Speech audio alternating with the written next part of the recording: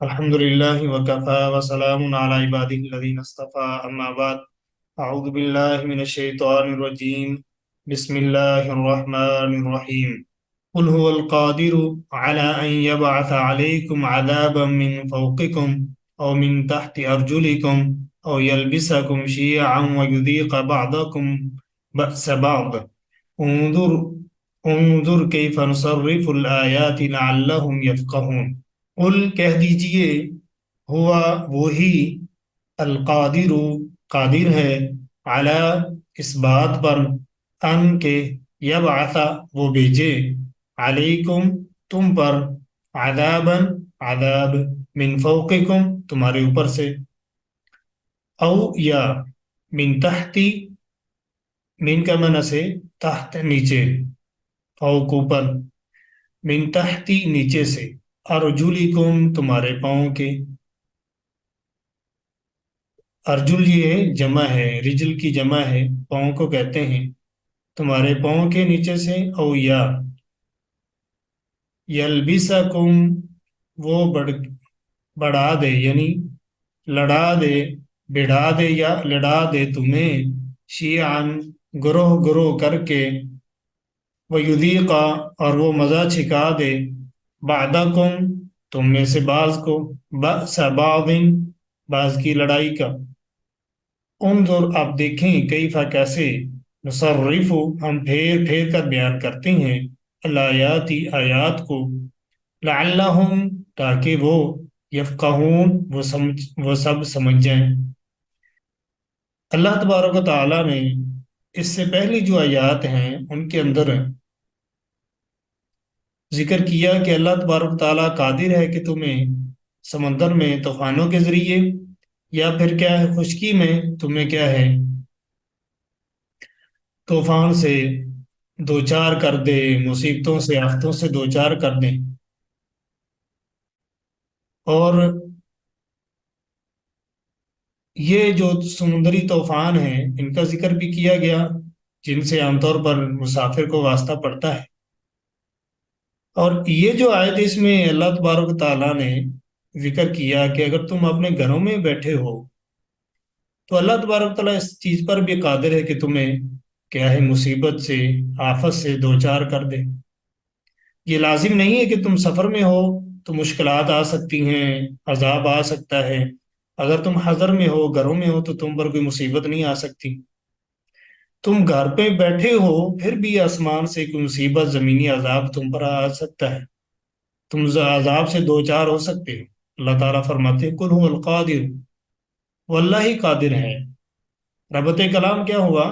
سمندر کے طوفان اور صحرا کے گرداب اور بنور میں ہی نہیں، وہ اللہ جب چاہے انسان کو دیگر آزمائشوں اور عذابوں میں مبتلا کر سکتا ہے۔ تو انسان مجبور ہے، بعض ایسی صورتیں ہیں اگر اللہ کی طرف سے عذاب آ جائے تو انسان اپنے آپ کو بچا نہیں سکتا۔ تو اللہ تبارک و تعالیٰ نے اس آیت کے اندر تین قسم کے عذابوں کا ذکر فرمایا ہے۔ پہلی بات تو یہ کہ اللہ تبارک و تعالیٰ فرماتے ہیں قل هو القادر علی ان یبعث علیکم عذابا من فوقکم، اللہ اس چیز پر قادر ہے کہ تم پر اوپر سے عذاب جو ہے وہ نازل کر دے۔ اوپر سے عذاب جیسے کہ بارش کی کثرت ہو جائے، ضرورت سے زیادہ اللہ کی طرف سے بارش ہو جائے تو وہ بھی انسان کے لیے کیا ہے، انسانوں کے لیے نقصان دہ ہے۔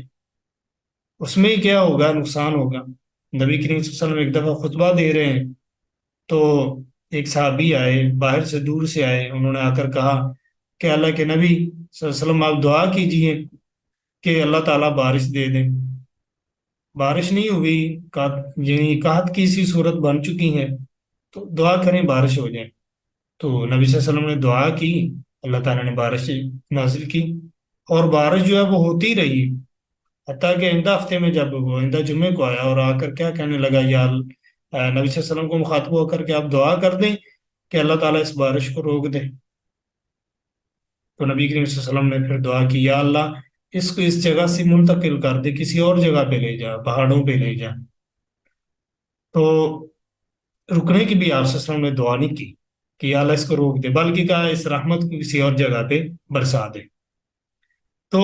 اب دوبارہ جب آ کر صحابی نے کہا ہے تو اس وقت کیا ہے، بارش کی وجہ سے پانی ہی پانی ہو گیا، جس طرح پہلے صورتحال بن چکی تھی جانوروں کے لیے، انسانوں کے لیے بارش کے نہ ہونا اس میں مشقت تھی، سبزہ وغیرہ نہیں ہے باقی چیز، تو بارش زیادہ ہوگی تو تب بھی کیا ہے مسائل کھڑے ہوئے، تو آ کر صحابی نے کہا کہ دوبارہ دعا کریں، اللہ تعالیٰ اس بارش کو روک دے۔ تو اللہ تعالیٰ اوپر سے جو ہے بارش کی کثرت کر، ابھی آپ صورتحال ہمارے سامنے، بارشیں زیادہ ہوں تو فصلیں جو ہیں وہ خراب ہو جاتی ہیں، یا پھر کیا ہے اوپر سے کیا آسمانی بجلی آ سکتی ہے، اللہ تبارک تعالیٰ آسمان سے بجلی بھیج دے، بجلی سے بہت زیادہ نقصان ہو جاتا ہے، انسان پر گر جائے تو انسان کیا ہے اس کی ڈیتھ ہو جاتی ہے۔ تو اللہ تبارک تعالیٰ قادر ہے کہ تم اپنے گھروں میں ہو تو اللہ تبارک تعالیٰ آسمان سے جو ہے وہ بجلی جو ہے وہ کسی پر گرا دیں، یا پھر کیا ہے اولے پڑنے شروع ہو جائیں۔ اب دیکھیں ایک پانی ہے، اور اولے جب گرتے ہیں اتنی بلندی سے آتے ہیں تو اسے بھی انسان کا نقصان ہو جاتا ہے۔ تو اللہ تبارک تعالیٰ عذاب کی صورت ہے کہ یہ بھی بنا سکتے ہیں کہ تم پر اولوں کی بارش کر دے، یا پھر کیا ہے ہوا جو ہوتی ہے عام حالات میں جب چل رہتی ہے تو اس میں کوئی مسئلہ نہیں، لیکن جب ہوا تیز ہو جائے آندھی کی صورت اختیار کر جائے تو پھر اس میں کیا ہوتا ہے انسانیت کے لیے بہت زیادہ نقصان ہوتا ہے، اس میں سب کے لیے ہوتا ہے۔ تو اللہ تبارک و تعالیٰ آندھی کا عذاب بھی بھیج سکتا ہے، پہلی قوموں میں سے ایک قوم پر اللہ تبارک و تعالیٰ نے آندھی کا عذاب بھیجا، بہت تیز آندھی چلی، وہ سارے لوگ جو ہیں وہ ختم ہو گئے اس سے، ایسے گرے ہوئے تھے، اللہ تبارک و تعالیٰ نے قرآن پاک میں ذکر کیا ہے کانہم اعجاز نخل خاویہ، ایسے پڑے ہوئے جیسے کھجور جو ہے اس کو جڑ سے اکھیڑ کر پھینک دیے جائے، اس طرح لوگ پڑے ہوئے تھے۔ تو اللہ تبارک و تعالیٰ فرما رہے ہیں کہ اللہ تبارک و تعالیٰ اوپر سے عذاب نازل کرنے میں، عذاب سے تمہیں دو چار کرنے پر قادر ہے، یا اوپر سے عذاب سے یہ بھی صورت بن سکتی ہے کہ حکمران جو ہیں وہ ظالم ہوں، لوگوں پر ظلم کرنے والے ہوں، یا یہ بھی صورت ہو سکتی ہے کہ ایک آدمی ہے خامد، اس کے لیے اس کی عورت کیا ہے وہ یعنی عورت جو ہے اس پر اس کا خامد جو ہے وہ ظلم زیادتی کرنے والا ہے، یہ بھی اوپر کے عذاب کی صورت ہے، یعنی اس کے متحد جو ہیں انسان یا حکمران ہے اس کے متحد جو ان پر ظلم کرے، خامد جو ہے اپنی بیوی پر ظلم کرے، تو یہ بھی جو ہے یہ بھی ایک عذاب کی صورت ہے، یہ ہے اوپر سے عذاب کی صورت۔ دوسری قسم جو بیان ہوئی وہ ہے اللہ تعالیٰ فرماتے یا تم پر نیچے سے عذاب آ جائے، نیچے سے عذاب کیسے، نیچے سے عذاب آنے کی یہ بھی زلزلہ آ جائے، اسی طرح قحط بڑھ جائے، لوگ جو ہیں وہ زمین میں دھنس جائیں، یہ بھی پہلے مثالیں موجود ہیں، زلزلے کا آنا بھی موجود ہے، قحط کا ہو جانا، قحط بڑھ جانا یہ بھی موجود ہے، مثالیں اس کی موجود ہیں، دنس جانا یہ پہلی قوموں میں ایسا ہوا، قانون کے بارے میں آتا ہے نا، جب وہ اپنے مال و متاع کے ساتھ نکلا تو اللہ تعالیٰ نے فرمایا لَخَسَفْنَا بِهِ وَبِدَارِهِ الْأَرْضَ، ہم نے اس کو اور اس کے گھر کو بھی یہ زمین میں دھنسا دیا، تو زمین میں دھنس جانے کی صورتیں موجود ہیں، یا پھر کیا ہے انسان کے جو متحد لوگ ہیں وہ خائن ہوں، خیانت کرنے والے ہوں، ایماندار نہ ہوں، یہ بھی ایک عذاب کی صورت ہے، دیانت دار نہ ہوں بلکہ بد دیانت ہوں، ایسے ہی مرد کے لیے بیوی جو ہے اس کی ناموافق ہو، فرما بردار نہ ہو، تو یہ کیا ہے ایک نیچے سے عذاب کی ایک صورت ہے۔ تیسری جو قسم بیان ہوئی ہے وہ ہے او یلبسکم شیعا، یا اللہ تعالیٰ کیا کرے مختلف گروہوں میں انہیں بانٹ دے، وہ گروہ بنا کر آپس میں اختلاف کرنا شروع ہو جائیں، لڑائی جھگڑا شروع کر دیں، یہ بھی ایک خوفناک جو ہے وہ عذاب کی صورت ہے۔ اللہ تبارک و تعالیٰ نے اس آیت میں تین طرح کے عذابوں کا ذکر کیا ہے، پیچھے سے یاد کیا ہے کہ اگر انسان یہ سمجھتا ہے کہ میں سمندر سے بچ گیا، جیسے کہ اللہ تعالیٰ نے ذکر کیا ہے جب سمندر میں ہوتے ہیں تو اللہ تعالیٰ سے دعائیں کرتے ہیں اللہ بچا لے طوفان سے، تو بچ جائے اور سمندر سے نکل گیا انسان تو کیا اپنے آپ کو اس نے محفوظ کر دیا؟ جو مرضی کرتا رہے، جیسے مرضی اللہ تعالیٰ کی نافرمانیاں کرتا رہے، بغاوتیں کرتا رہے؟ نہیں، ایسی بات نہیں۔ اللہ تعالیٰ فرما رہے ہیں کہ اللہ تعالیٰ قادر ہے، تم گھروں میں بیٹھے ہو، تم پر کیا ہے، اوپر سے نیچے سے عذاب آ جائے، جیسا کہ اس صورت میں، اس آیت میں اللہ تعالیٰ نے تین عذاب کی صورتیں بیان کی ہیں۔ نبی کریم صلی اللہ علیہ وسلم نے فرمایا، حضرت سعد بن ابی وقاص رضی اللہ تعالیٰ عنہ حدیث کے راوی ہیں، روایت کرتے ہیں کہ نبی کریم صلی اللہ علیہ وسلم نے فرمایا کہ میں نے اپنے رب سے تین دعائیں کی ہیں۔ پہلی دعا یہ کی ہے کہ یا اللہ میری امت، ساری امت کو غرق نہ کرنا، ہلاک نہ کرنا۔ اللہ اور نبی صلی اللہ علیہ وسلم فرمایا اللہ تعالیٰ نے میری دعا یہ قبول کر لی۔ ساری امت ایک مرتبہ ہی ہلاک نہیں ہوگا، پہلے جیسے کہ امتوں میں آتا ہے پوری کو پوری امت کو اللہ تعالیٰ نے عذاب سے دو چار کر دیے، ایسا نہیں ہے۔ نبی صلی اللہ علیہ وسلم نے دعا کی، اللہ تعالیٰ نے دعا کو قبول کیا۔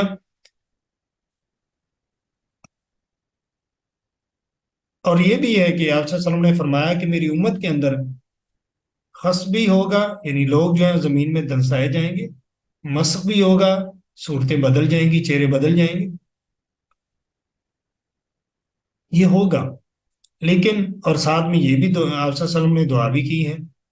کہ یا اللہ میری امت کو غرق نہ کرنا، پوری کو ہلاک نہ کرنا۔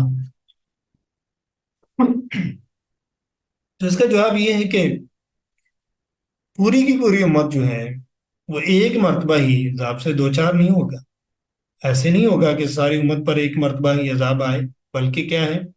بعض جگہوں پر عذاب ہوگا، بعض جگہوں پہ خسف بھی ہوگا، زمین کے اندر لوگ دھنس جائیں گے، ایسا بھی ہوگا، صورتیں بھی بدلیں گی، لیکن ساری کی ساری امت ایک مرتبہ جو ہے عذاب سے دو چار نہیں ہوگی۔ دوسری جو دعا نبی صلی اللہ علیہ وسلم نے کی ہے وہ یہ ہے کہ اللہ میری ساری امت کو قحط میں مبتلا نہ کر۔ تو اللہ نے آپ سے فرمایا، تو اللہ نے میری اس دعا کو بھی قبول فرما لیا، ساری امت جو قحط میں مبتلا نہیں ہوگی۔ اور تیسری جو نبی صلی اللہ علیہ وسلم نے دعا کی وہ یہ ہے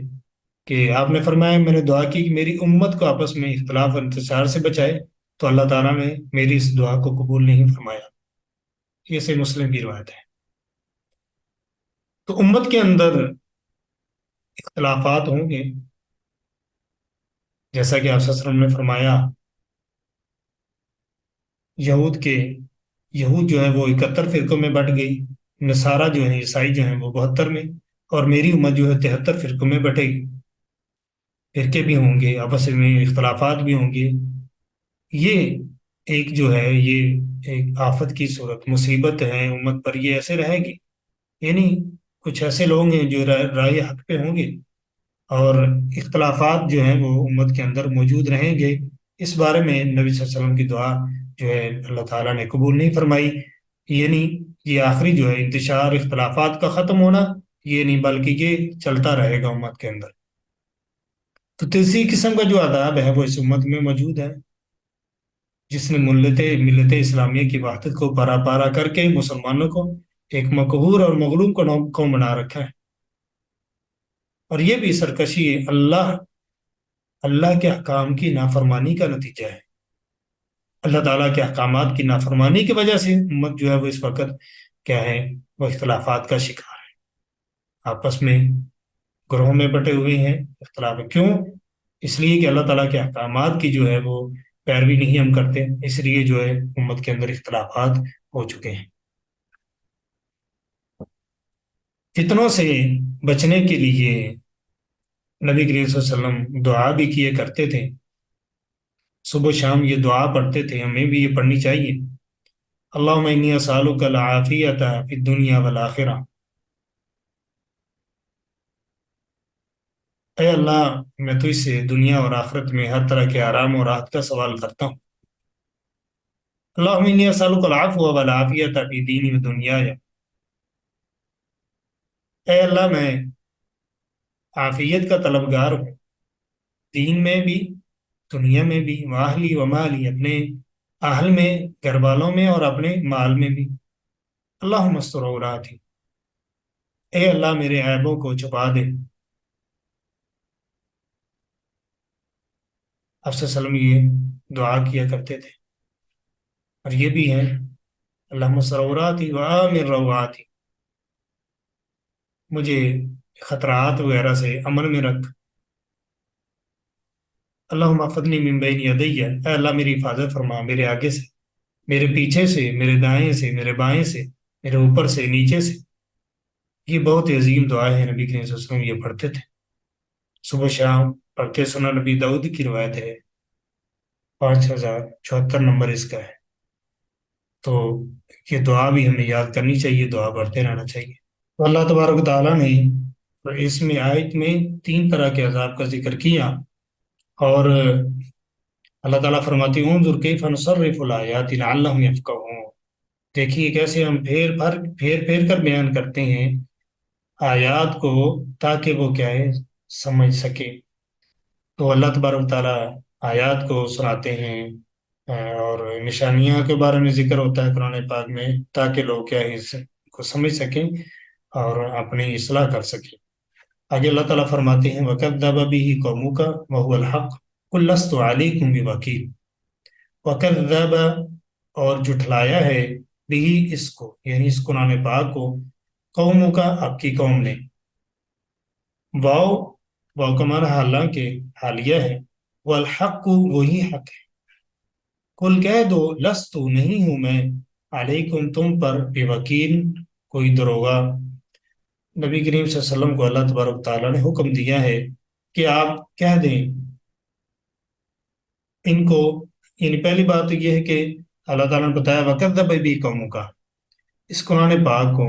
تیری قوم نے جھٹلا دیا۔ یہ جو ضمیر ہے ہی کی، اس سے مراد یا تو قرآن پاک بھی ہو سکتا ہے، اور یا اس سے مراد یہ بھی ہے جو پیچھے آیات بیان ہوئی ہیں عذاب کی، ان کو تیری قوم نے جھٹلا دیا ہے۔ جس قرآن کو اور جس ہدایت و بیان کو اللہ تعالیٰ کی طرف سے لایا ہے، اور جسے تیری قوم، کون سی قوم؟ قوم قریش جھٹلا رہی ہے، حقیقتاً وہ سراسر حق ہے، بلکہ اس کے سوا اور کوئی حق ہے ہی نہیں۔ تو اللہ تعالیٰ نے فرمایا ان سے کہہ دیجیے میں نہ تو تمہارا محافظ ہوں، نہ تم پر وکیل ہوں۔ جیسے ایک اور آیت میں ہے، سورہ کہف کی آیت ہے، اللہ تعالیٰ فرماتے ہیں وَقُلِ الْحَقُّ مِن رَبِّكُمْ، حق جو ہے وہ تمہارے رب کی طرف سے، یہ کہہ دیں انہیں۔ فَمَنْ شَاءَ فَلْيُؤْمِنْ، جو کہ چاہتا ہے وہ ایمان لے، وَمَنْ شَاءَ فَلْيَكْفُرْ، اور جو کہ چاہتا ہے وہ کیا کرے، کفر کر لے۔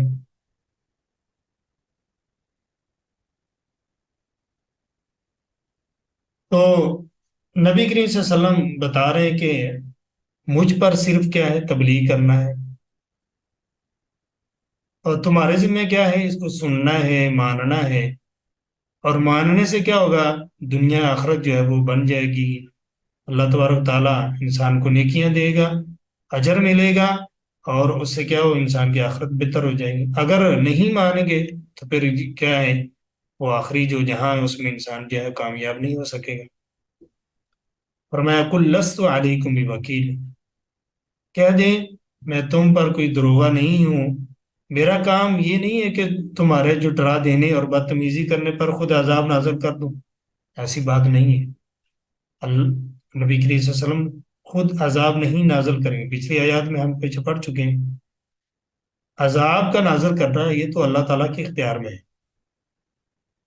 نبی کریم صلی اللہ علیہ وسلم کا کام ابلاغ ہے، پہنچانا ہے۔ مطالبہ بھی کرتے ہیں، مشرکین نے مطالبہ بھی کیا عذاب نازل کرنے کا،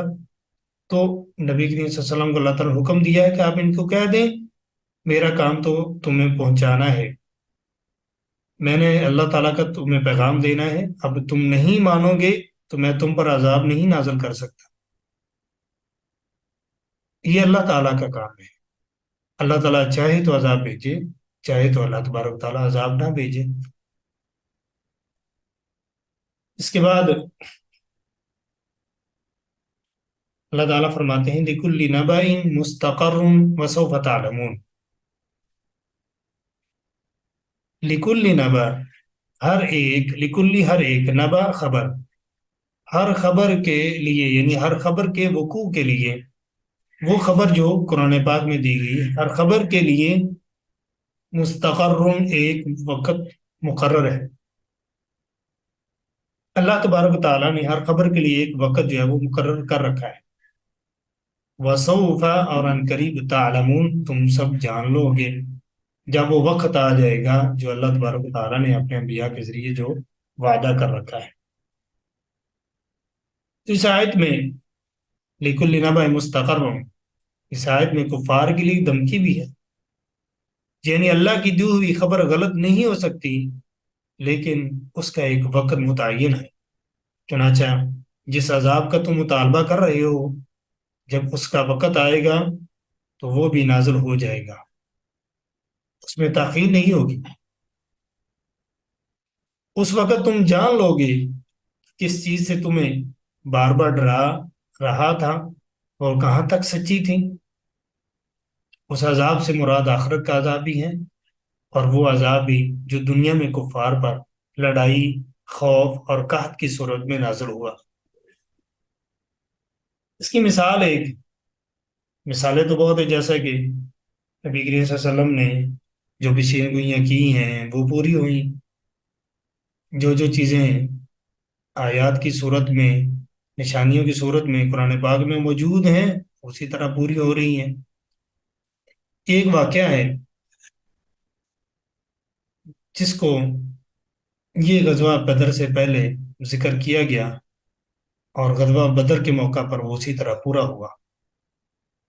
سیدنا معاذ بن معاذ رضی سعد بن سیدنا سعد بن معاذ رضی اللہ تعالیٰ عنہ عمرہ کے لیے گئے۔ یہ صحابی جو انصار قبیلے، انصار کا جو قبیلہ اوس ہے اس کے سردار ہیں۔ جنگ بدر سے پہلے عمرہ کی نیت سے مکہ مکرمہ گئے، اور اپنے حلیف جو ہیں، حلیف دوست جو تھے امیہ بن خلف کے پاس ٹھہرے۔ یہ حلیف جو ہوتا ہے یعنی ان کا آپس میں معاہدہ ہو جاتا ہے، ایک دوسرے کا دفاع کرنا ہے۔ تو بہرحال یہ ان کے پاس ٹھہرے جا کر، اور ان سے اظہار کیا کہ میں عمرہ کرنا چاہتا ہوں۔ اس وقت ابو جہل جو ہے وہ مکہ کا رئیس تھا، اور اس نے یہ پابندی لگا رکھی تھی کہ کوئی مسلمان کعبہ میں داخل ہو اور طواف کرنا چاہے تو اس کے لیے اجازت نہیں ہے، یعنی کوئی مسلمان بیت اللہ میں داخل ہو کر طواف نہیں کر سکتا۔ امیہ بن خلف جو ہے، اور اس نے وہ اپنا جو اس کے ساتھ ان کے ساتھ سعد رضی اللہ عنہ کے ساتھ تعلق تھا، اس وجہ سے ان کو کعبہ کے میں لے گئے۔ تو سعد رضی اللہ تعالیٰ عنہ طواف کر رہے تھے کہ ابو جہل نے دیکھ لیا، تو سیدنا سعد رضی اللہ تعالیٰ عنہ پر برس پڑا۔ تو سعد رضی اللہ تعالیٰ عنہ نے کڑک کر جواب دیا کہ اگر تم مجھے روکو گے میں تمہارے تجارتی قافلہ کی راہ کو روک کر تمہارا جو ہے وہ، ایک تو بات یہ ہے کہ راہ روک دوں گا، اور تمہارا ناک میں دم کر دوں گا، تمہارا راستہ رک جائے گا۔ تجارتی قافلہ جو ہے اصل میں یہ کہ مکہ سے جو شام کی طرف جاتا ہے قافلہ، جاتے تھے لے کر، اس وقت تجارت کی غرض سے جایا کرتے تھے، تو ان کا راستہ جو پڑتا ہے وہ مدینہ سے ہو کر جاتے ہیں، یعنی مدینہ سے آگے جاتے تھے۔ یہ وجہ ہے کہ جب بدر کا مارکا ہوا اس وقت بھی وہ جی مسلمان جب نکلے ہیں مدینہ سے، تو وہ ایک قافلہ آ رہا تھا تجارتی، اس کے پیچھے جو پیچھا کرنے کے لیے نکلے تھے، اور ان کی گزرگاہ وہی تھی، یعنی مدینہ کے آس پاس سے وہ گزر کر شام آتے جاتے تھے۔ تو سعد رضی اللہ تعالیٰ عنہ کہنے لگے کہ اگر آپ ایسا کریں گے تو پھر تمہارا جو راستہ ہے نا وہ ہم بند کر دیں گے، تجارتی قافلہ روک دیں گے، تمہارے قافلے جو ہیں وہ نہیں جانے پائیں گے۔ اور مکہ میں زراعت تو نہیں تھی، یہی تجارت جو تھی ان کا جو آمدن کا ذریعہ تھا، وہ شام میں جاتے تجارتی کا جو سامان لے کر وہاں سے لاتے اور وہاں جا کر وہ چیزیں بیچتے، تو اسی طرح ان کا جو ہے وہ گزر بسر ہوتا زیادہ تر۔ تو امیہ جو تھا وہ سعد رضی اللہ تعالیٰ عنہ سے مخاطب ہو کر کہنے لگا کہ ابو جہل سے آرام سے بات کرو، کیونکہ یہ مکہ کا سردار ہے۔ تو سعد رضی اللہ تعالیٰ عنہ کہنے لگے تم ابو جہل کی اتنی طرفداری نہ کرو، میں نے نبی کریم صلی اللہ علیہ وسلم سے سنا ہے کہ تم ان کے صحاب کے ہاتھوں قتل ہوں گے، یعنی امیہ کو کہنے لگے کہ تم ان کے ساتھیوں کے ہاتھوں جو ہے تمہارا قتل ہوگا۔ امیہ نے پوچھا کیا یہاں مکہ میں؟ تو سعد رضی اللہ عنہ نے فرمایا میں یہ نہیں جانتا کہ تیرا قتل مکہ میں ہوگا یا مکہ سے باہر ہوگا، لیکن یہ کہ تمہارے ساتھیوں کے یعنی تمہارے جو ساتھی ہیں یا ایسے جہل کے جو ساتھی ہیں ان کے ہاتھوں تیرا قتل ہوگا۔ پھر کہنے لگے کہ تمہارے قتل کا سبب یہی ابو جہل بنے گا، اور یہ ایسا ہی ہوا کہ یہ جو امیہ تھا، جب اس نے یہ بات سنی تو گھر میں جا کر اس نے بات بتائی بھی اپنی بیوی کو۔ ان کو یہ تو یقین تھا کہ نبی کریم صلی اللہ علیہ وسلم جو بات کہتے ہیں وہ سچ ہوتی ہے، وہ پوری ہوتی ہے، لیکن جب بدر کا موقع آیا تو بدر کے مارکے کے لیے اعلان کیا گیا، تو میاں کو وہ بات بھی یاد تھی، اس کا ارادہ نہیں تھا جانے کا، اس کو کہا بھی گیا کہ آپ نے اس میں شریک نہیں ہونا، لیکن ابو جہل جو تھا وہ کہنے لگا کہ آپ اس علاقے کے جو یہ جو مکہ ہے یہاں کے اثر و رسوخ رکھنے والے آپ آدمی ہیں، تو آپ کو اس میں ضرور جانا چاہیے۔ تو ابو جہل نے بہت زیادہ امیہ کو مجبور کیا، اور پھر کیا ہوا، یہ دونوں ہی ابو جہل بھی اور امیہ بھی دونوں کا قتل جو ہے وہ بدر کے موقع پر ہوا۔ تو یہ جو قتل کی اس کی خبر تھی یہ وحی کے ذریعے معلوم ہوئی، اور جو بعد میں اسی طرح پوری ہوئی، ان کے ساتھیوں کے کہنے سے ہی وہ وہاں سے نکلا اور پھر اس کا قتل ہوا۔ تو اللہ تعالیٰ فرماتے ہیں لِكُلِّ نَبَإٍ مُسْتَقَرٌّ، ہر ایک جو خبر ہے جو بتائی جاتی ہے نبی کریم صلی اللہ علیہ وسلم کی زبان سے ہو، وہ کتاب اللہ میں موجود ہو، ہر خبر جو ہے وہ اس کا ایک مقررہ وقت ہے، اس میں وہ جو ہے وہ پوری ہوگی۔ نبی کریم صلی اللہ علیہ وسلم نے بہت سی خبریں دی جو کہ پوری بھی ہو گئی ہیں، اور کئی پوری ہو رہی ہیں، اور قیامت سے پہلے جو ہیں وہ پوری ہو کر رہیں گی۔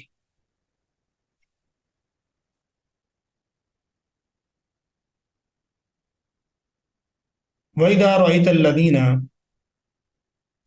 اور جب، وَإِذَا اور جب، رَأَيْتَ آپ دیکھیں، رَأَيْتَ یہ مخاطب کا صیغہ ہے، آپ دیکھیں الذین ان لوگوں کو جو یخوضون وہ سب نکتہ چینی کر رہے ہوں، فی آیاتنا ہماری آیات میں، فَأَعْرِضْ تو منہ موڑ لو عنہم ان سے، حتیٰ یہاں تک کہ یخوضو وہ سب لگ جائیں، فی حدیث کسی اور بات میں،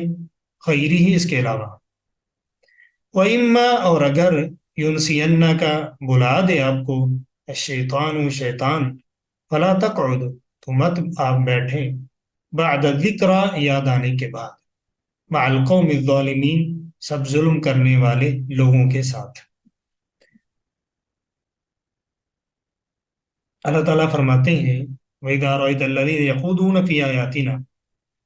یعنی جب تم ایسے لوگوں کی مجلس دیکھو جو اللہ تعالیٰ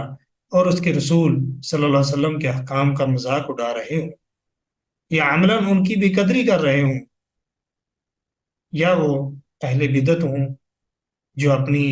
بے جا تعویلوں اور تحریفات سے آیات الہی کو توڑ مروڑ کر جو ہے وہ پیش کر رہے ہوں، یا وہ ان پر نکتہ چینی کر رہے ہوں، اور یا یہ بھی ہو سکتا ہے کہ ان کے الٹے سیدھے معنی جو ہیں وہ بنا کر وہ لوگ ان کا کیا مذاق کر رہے ہوں، مذاق اڑا رہے ہوں۔ تو حکم ہوا اس مجلس سے اس وقت تک کنارہ کرو جب تک وہ دوسری باتوں میں مشغول نہ ہو جائے، اور اگر شیطان کے بلانے سے، اگر شیطان بہلا رہا ہے، اس مجلس میں بیٹھ ہی جاؤ تو جب یاد آئے،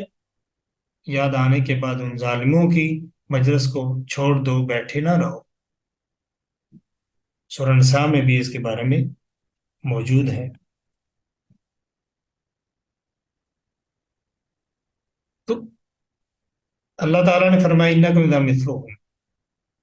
اگر آپ بیٹھے رہو تو پھر کیا ہوگا، تم ان جیسے ہی ہوگے اس وقت میں۔ تو اس میں اہل بدعت کی صحبت، اس صحبت سے بھی کئی درجے بدتر، جس میں گناہوں کا اعلانیہ اور ارتکاب ہو رہا، خصوصاً اس شخص کے لیے جو علمی اور ذہنی طور پر پختہ ہونا ہو اور بدعتیوں کی غلط تعویلوں کی غلطی سمجھنے کی اہلیت بھی نہ رکھتا ہوں، ایسے بندے کو ایسی مجلسوں میں نہیں بیٹھنا چاہیے۔ اہل بدعت کے پاس جائے، ان کے پاس بیٹھے، اور اس کو اس چیز کا بھی اندازہ نہیں ہے کہ یہ بدعت کر رہے ہیں، تو ایسے بندے کو بالکل نہیں بیٹھنا چاہیے۔ ہاں ایک بات ہے، اہل علم ان کی غلط باتوں پر تنقید کے لیے اور کلمہ حق کو بلند کرنے کے لیے ایسی مجلسوں میں شریک ہو سکتے ہیں۔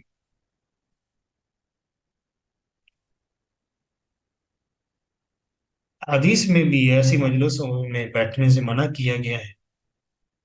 جہاں پر اللہ تعالیٰ کے حکم کی صریح نافرمانی ہو، جیسا کہ نبی کریم صلی اللہ علیہ وسلم نے فرمایا، جو شخص اللہ اور یوم آخرت پر ایمان رکھتا ہو وہ اس دسترخوان پر نہ بیٹھے جس پر شراب کا دور چلتا ہو، یعنی جس جگہ پہ جو ہے وہ شراب جو ہے وہ پی جا رہی ہو۔ مسلم احمد کی روایت ہے، شاربانی رحمہ اللہ نے اس کو حسن کہا ہے۔ ایسے واضح احکام ہونے کے باوجود منافقین کی یہ روش تھی۔ منافقین یہاں سے مراد کون سے ہیں؟ منافق جو اعتقادی منافق ہیں،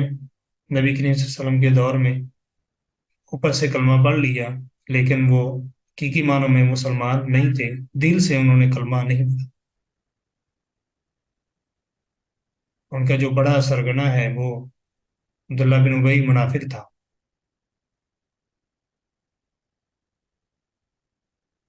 ان کی روش یہ تھی کہ مسلمانوں کی مجلسوں کو چھوڑ کر یہودیوں اور مشرکوں کی مجلس میں شریک ہوتے، جہاں پر آیات الہی کا مذاق اڑایا جاتا تھا۔ تو اس آیت میں ان کی اسی روش کی طرف اشارہ ہے، لیکن یہ آیت عام بھی ہے۔ یہ آیت ہر اس مجلس میں شرکت سے منع کرتی ہے، شرکت کو حرام قرار دیتی ہے جہاں قرآن و سنت کا مذاق اڑایا جاتا ہو، چاہے وہ مجلس کفار و مشرکین کی مجلس ہو یا اہل بدعت کی ہو یا فساد فجار جو ہیں فاجر قسم کے لوگ ان کی مجلس ہو۔ تو جب انسان کسی برائی کو ہاتھ سے نہ روک سکے نہ زبان سے، پھر خاموش بیٹھ کر سنتے رہنا اور دل میں برا بھی نہ جاننا، تو کمزور ترین ایمان کے منافی ہے۔ بلکہ کیا فرمایا، یہ تو یہ ہے کہ منکر کے بارے میں آپ صلی اللہ علیہ وسلم کو حکم ہے، من رأى منکم منکرا فلیغیرہ بیدہ، جو تم میں سے کسی منکر کو دیکھتا ہے اس کو چاہیے اپنے ہاتھ سے روکے، اگر ہاتھ سے روک سکتا ہے تو اس کو روکنا چاہیے، فَإِن لَمْ يَسْتَطِعْ فَبِلِسَانِهِ، اگر ہاتھ سے نہیں روک سکتا تو زبان سے روک دے، فَإِن لَمْ يَسْتَطِعْ فَبِقَلْبِهِ، اور اگر ہاتھ سے بھی نہیں زبان سے بھی نہیں روک سکتا تو اس کے بعد اگلا جو سٹیپ ہے وہ کیا ہے، انسان کو چاہیے کہ وہ دل میں اس کو برا جانے، اور فرمایا وَذَلِكَ ضعف الایمان، یہ ایمان کا کمزور ترین درجہ ہے کہ انسان برائی کو دل سے برا جانتا ہے۔ تو ایسی مجلسوں میں یہ نہیں کہ انسان ان کو دل میں برا جانتے ہوئے بیٹھا رہے، ہاں یہ اگر ہے اہل علم کے لیے ان کا توڑ کرنا ہے، ان کا رد پیش کرنا چاہتا ہے تو وہ ان کو سن کر ان کا رد پیش کرنے کے لیے بیٹھے، لیکن عام جو آدمی ہے اس کے لیے نہیں۔ اللہ نے فرمایا انکم اذا مثلہم، تم اگر بیٹھو گے تو ان جیسے ہو جاؤ گے۔ اسی لیے شاہ عبد القادر رحمۃ اللہ علیہ نے فرمایا جو شخص ایسی مجلس میں اپنے دین کے عیب سنے، یعنی دین کے عیب بیان کیے جا رہے ہیں، وہ سنتا رہے، پھر انہیں میں بیٹھے، اگرچہ آپ نہ کہے، یعنی خود وہ کلمات نہ کہے، وہ منافق شخص ہے۔ تو انسان کو چاہیے کہ ایسی مجلسوں سے گریز کرے، ایسی مجلسوں میں بیٹھے نہیں،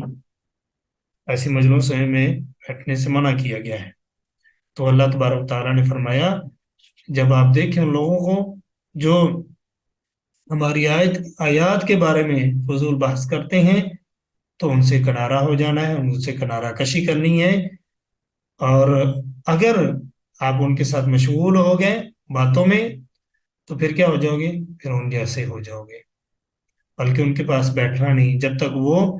کیا ہے ان باتوں کو چھوڑ نہ دیں۔ اللہ تعالیٰ میں دین کی سمجھ عطا فرمائے۔ وآخر دعوانا ان الحمد للہ رب العالمین۔